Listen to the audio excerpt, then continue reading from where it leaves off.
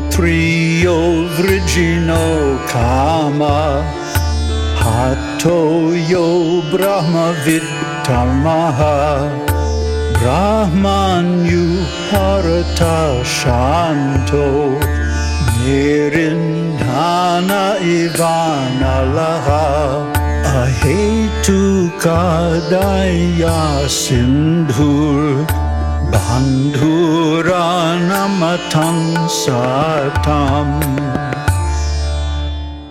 Shrotriyaha, one who is well versed in scriptures. Avrajanaha, taintless, pure. Akamahataha, one who is unsmitten by desire. Yaha, he who. Brahmavittamaha, a full knower of Brahman. Brahmani, in Brahman. Uparataha, abiding. Shantahi, peaceful. Nirindhanaha, devoid of fuel. Iva analaha, like fire. Ahetukadaya sindhuhu, ocean of mercy that needs no cause for its expression. Bandhuhu, intimate friend. Anatamam satam, to those good people who surrender unto him.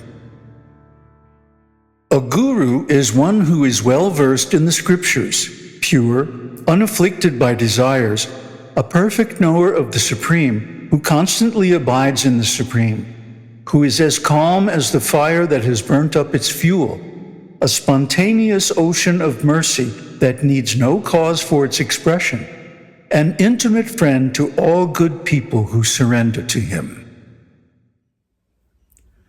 Namaste. So an authentic guru has the characteristics mentioned in this verse.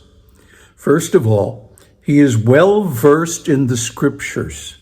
He knows where to find or can handily quote the essential shlokas that describe the self and the process of enlightenment, of self-realization. Then he has to be pure. That means he's a pure vegetarian, he's celibate, he doesn't take any intoxication, and his habits are extremely clean. He's renounced. He's not involved in any kind of profit-making endeavor, business, or whatever. He is unafflicted by desires. A desire is an affliction. It's a suffering because it posits a reality that does not exist in present time. It creates a tension. It also creates an identification, an identity. I am the one who desires X, whatever it is. And it locks us into a kind of tension between ourselves and the reality, that we don't accept the present reality. We posit a different reality where our desire is realized. And of course, this creates suffering. Lots and lots of. So more the desires that you have, the more you're going to suffer. So someone who's qualified as a guru, at some point they just say, well, if these desires are creating suffering, drop the desires. So they're free from desires. They're not positing some future unrealistic state that, oh, in the future, this is going to happen or that's going to happen, and then hold that tension. No, they drop it. They relax. They accept the reality as it is now. Like J. Krishnamurti said, I don't mind what happens. Let it snow. Let it rain, like today. It's rainy. Don't mind, never matter. Anyway, he's a perfect knower of the Supreme, who continually abides in the Supreme. Like when I go to bed at night, I close my eyes and there's so much light. I mean, it's just unending, beautiful light. And this is not just the patterning of the optic nerves due to previous optical stimulation.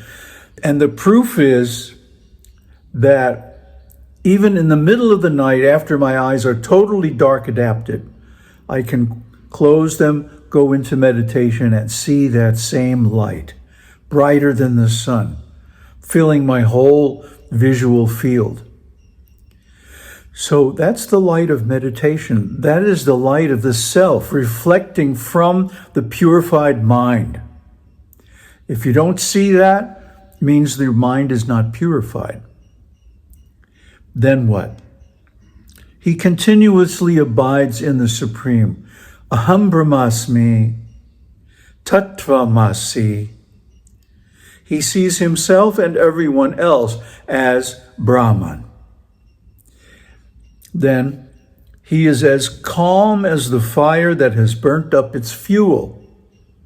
Well, this is the definition of nirvana. Nirvana. It literally means a fire that has exhausted its fuel. So he meets the Buddha's criterion too. He has the qualification of shama. He is completely peaceful. He's not agitated because no desires. And then he's a spontaneous ocean of mercy that needs no cause for its expression. Because if all the mercy in the universe was collected into an ocean, it doesn't need any cause for expression because its very nature is compassion. Its very substance is mercy. And so the Guru gives mercy without any thought of return because that's his nature. He's a merciful being. He is the self, an intimate friend to all good people who surrender to him. So this is the self personified as the Guru. And by association, the disciple then picks up that nature by apprenticeship, by service to the Guru.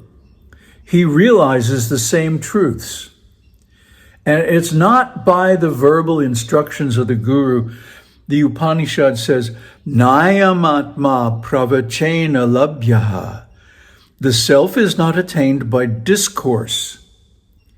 Discourse means verbal instruction, argument, discussion. That's not the cause of attainment. What is the cause? Yame vaishya vrinute tena labhyaha. He is attained by the one whom he chooses. The self chooses the one who attains him. Not the Guru, not the disciple, the self. Guru is simply an instrument of the self. He is one of the expansions of the self, and so is the disciple. But the point is that the movement towards enlightenment begins before the Guru is found. And then, because of the sincerity of the disciple, the self sends his representative, the Guru, to help the disciple. That means the disciple has to approach the Guru in a certain way, which is described in the scriptures, which will be described in detail later on in this book. So in the succeeding shlokas, the approach of the disciple to the Guru is described in detail, and also the method of surrender to the Guru is given, so that this subject becomes completely clear.